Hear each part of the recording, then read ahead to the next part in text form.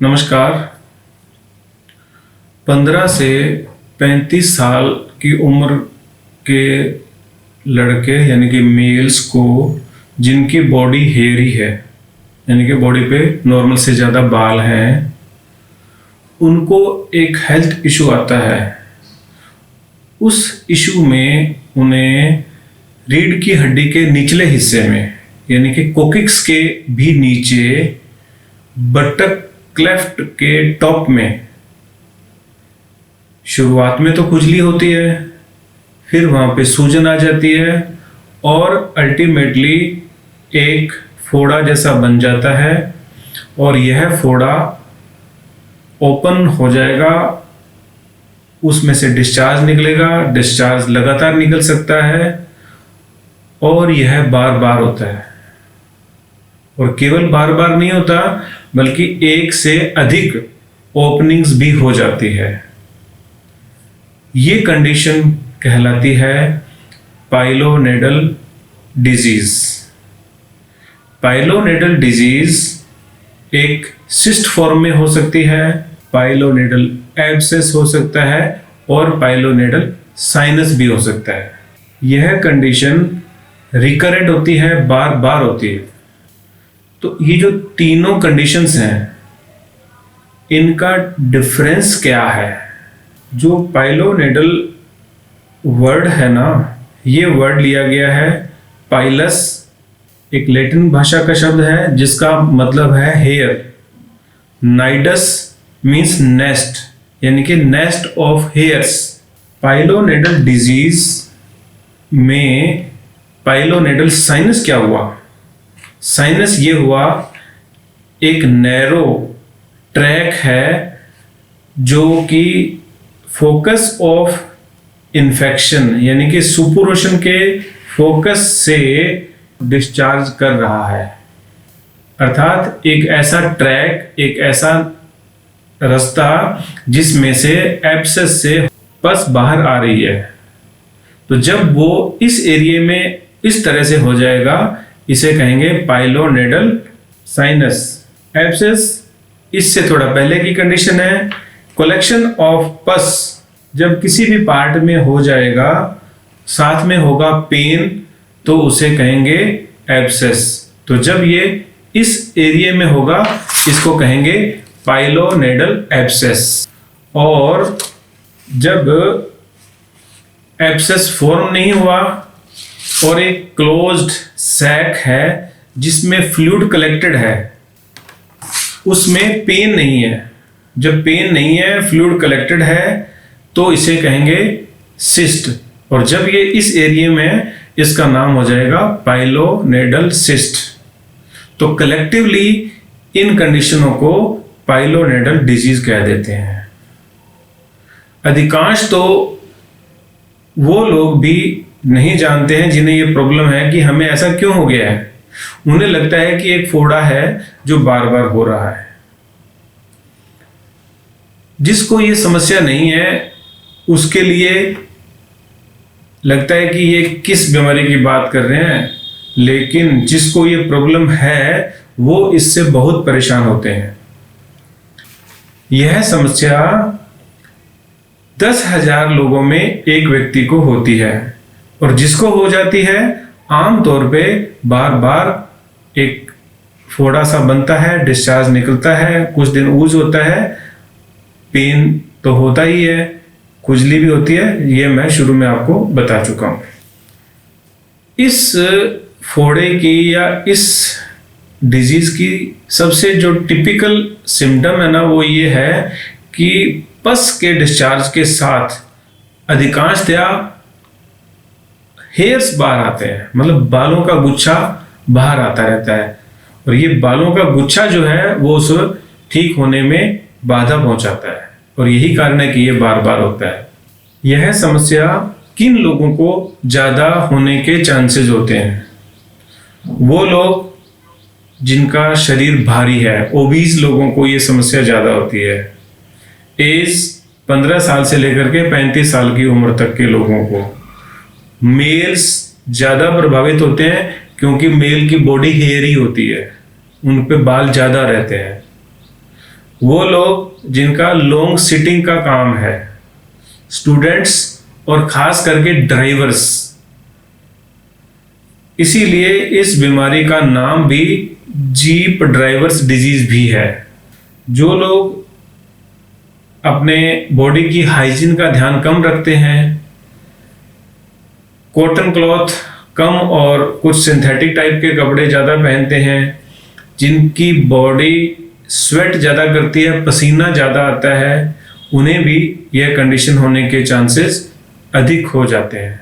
जिन लोगों को tail bone के एंड पे और बटक्स के जस्ट शुरू होने के जगह पे एक डिंपल होता है, एक छोटा सा खड्डा होता है जिसको पाइलोनेडल डिंपल कहते हैं, उन लोगों को भी इस डिजीज के होने के चांसेस ज्यादा होते हैं।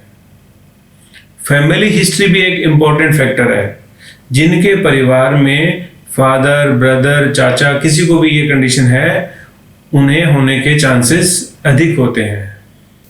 मैं अब आपको मिलाने जा रहा हूं हमारे एक पेशेंट, उन्हें ये प्रॉब्लम काफ़ी लंबे समय से थी और हमारे होम्योपैथिक इलाज से वो ठीक हो गए, और केवल ठीक नहीं हो गए बल्कि बहुत लंबे टाइम के बाद जब वो मेरे पास आए तो मैंने उनसे पूछा कि आप कैसे हो, तो उन्होंने बताया कि 1.5 साल हो गया, मैं बिल्कुल फिट हूँ, फाइन हूँ।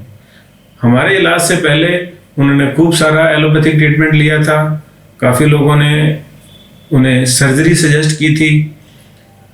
सर्जरी उन्होंने नहीं कराई क्योंकि किसी ने उन्हें बता दिया था, जो कि सच्चाई भी है, कि सर्जरी इस बीमारी का स्थायी समाधान नहीं है। कुछ समय के लिए हो सकता है कि थोड़ा सा फायदा मिले, यानी कि जख्म ठीक हो जाए, लेकिन अल्टीमेटली वो स्थायी इलाज नहीं है।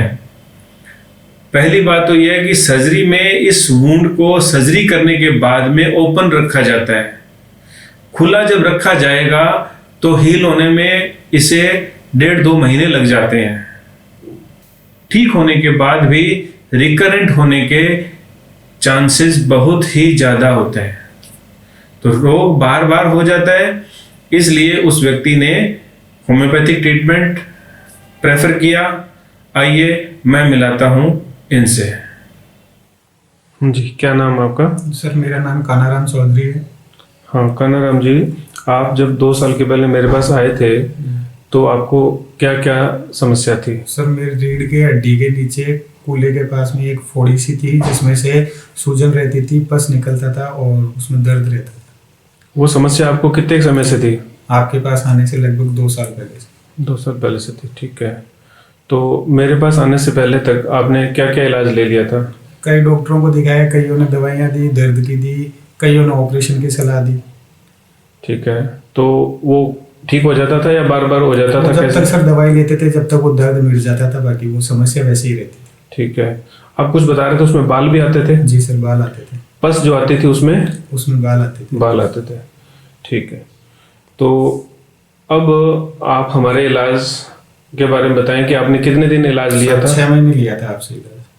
6 महीने इलाज लिया था, 6 महीने इलाज लिया था, उसमें बिल्कुल सही हो गई मेरी। तो अभी तक 1.5 साल हो गए मेरे को आपका इलाज छोड़े हुए, अभी तक कोई समस्या नहीं हुई उससे। बहुत अच्छी बात है। तो उसमें दर्द भी नहीं होता? अभी कुछ नहीं है साहब, दर्द कुछ नहीं। बहुत अच्छी बात है। तो देखा आपने, ना तो इन्हें अब सूजन है, ना इन्हें अब दर्द है। He is quite fine and fit. ये है होम्योपैथी की विशेषता। काफ़ी सारी सर्जिकल डिजीजेस, यानी कि जिन बीमारियों के बारे में माना जाता है कि ऑपरेशन ही इलाज है, होम्योपैथिक इलाज उन्हें ठीक करने में सक्षम है और परमानेंट ठीक करने में सक्षम है। अगर आप कुछ सावधानियां रखेंगे तो जो डिजीज के दोबारा होने के चांसेस हैं वो और कम हो जाएंगे। अगर आपको डिजीज है तो जल्दी ठीक हो जाएगी, और अगर कहीं ना कहीं लग रहा है कि आप इस कैटेगरी के पर्सन हैं जिन्हें पाइलोनेडल डिजीज हो सकती है, तो होने के चांसेस मिनिमाइज हो जाएंगे, चांसेस घट जाएंगे। मैं आपको एक एक करके बता रहा हूँ। सबसे इंपॉर्टेंट है इस एरिया की सफाई का ध्यान रखना। नहाने के बाद में अच्छे से पोंछ के आप ड्राई करो इस एरिया को। अगर जरा भी खुजली है, इस एरिया में फंगल इन्फेक्शन है, खुजली है, उसका प्रॉपर ट्रीटमेंट होना चाहिए। होम रेमेडी के रूप में आप ऑयल अप्लाई कर सकते हैं सो दैट कि खुजली ना आए। अंदर पहनने के कपड़े आपके कॉटन ही होने चाहिए। आप अगर हेयरी बॉडी वाले पर्सन हैं तो इस एरिया के हेयर्स को temporary as well as permanent remove करने के बारे में कुछ तो कुछ करो। अगर यहाँ हेयर्स नहीं होंगे तो बहुत अच्छे चांसेस हैं कि आपको ये रिकरेंट नहीं होगा। खुजली से हल्की सी सूजन आ जाती है और उस सूजन वाली जगह में अगर जरा भी स्किन डैमेज हो गई तो ऊपर के हेयर्स इनग्रो हो जाते हैं, यानी कि वो अंदर की तरफ मुड़ जाएंगे और वहां जाकर के मल्टीप्लाई होते रहेंगे, गुच्छा बनता रहेगा और वो एज ए फॉर्म बॉडी बनके इसके बॉयल बनने का चांस बढ़ जाएगा। और जब ये ऑटोमेटिक सेल्फ ड्रेन होता है तो जरूरी नहीं है कि सभी हेयर बाहर आ गए होंगे। अगर एक भी हेयर वहां रह गया तो उसको दोबारा सेप्टिक होने में कोई टाइम नहीं लगेगा और वो दोबारा हो जाएगा। अगर आपको पेन है, डिस्कंफर्ट है, तो आप एक स्पेशल गद्दी आती है जिसे कोकिक्स कुशन कहते हैं। लगातार बैठने के समय आप इस कोकिक्स कुशन का इस्तेमाल करें तो अच्छा रहेगा। लॉन्ग ड्राइव, लगातार सीट पे बैठना, खास करके बाइक ड्राइविंग, इन्हें आप अवॉइड करेंगे या फिर बैठने के समय कोकिक्स कुशन का इस्तेमाल करेंगे। ओवरऑल जो एक कंक्लूजन निकलता है वो यही है कि पार्ट को साफ सुथरा रखना, सूखा रखना और इस एरिया पे प्रेशर ना आए उस तरह का सिटिंग पोस्चर रखना। अगर बैठना मजबूरी है तो बीच में उठते रहें सो दैट कि वहां का सर्कुलेशन प्रॉपर बनता रहे। इन तरीकों से आप अपने इस स्पाइनोनेडल डिजीज को कंट्रोल रख सकते हैं। होम्योपैथिक इलाज वंडरफुल है, बहुत ही सक्सेसफुल है। जैसा कि आपने इस केस के एग्जाम्पल से भी देखा।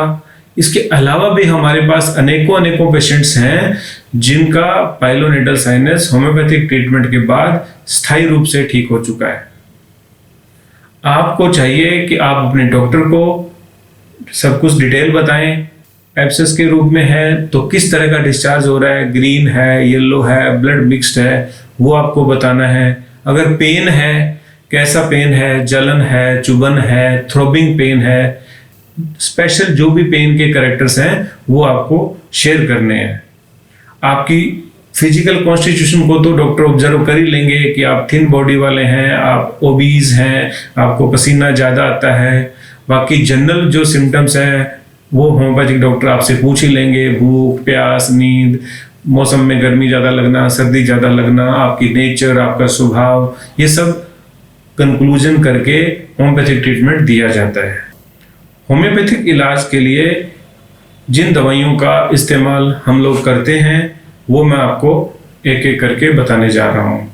मोस्ट कॉमन जो मेडिसिन है वो है belladonna, hepar sulph, silicea, merc sol, arnica, calcarea sulph, sulphur, psorinum, lycopodium, bellis perennis, arsenic album, calcarea carb, syphilinum और बहुत सी दवाइयां भी। इन सभी दवाइयों के एब्सेस के अपने कैरेक्टर्स हैं, इनकी अपनी कॉन्स्टिट्यूशन है, इनके अपने स्पेसिफिक लक्षण हैं। इन सब को ध्यान में रख के इन दवाइयों का चुनाव किया जाता है। होम्योपैथिक इलाज आपको लग सकता है कि हाँ इतना टाइम तो लगा, लेकिन सर्जरी और बार बार होने की जो कंडीशन है उसे देखते हुए होम्योपैथिक इलाज में लगने वाला टाइम कुछ भी नहीं है। आप स्वस्थ रहें, सदा खुश रहें, आपकी उम्र लंबी हो, हमारी ये कामना है। Thank you so much.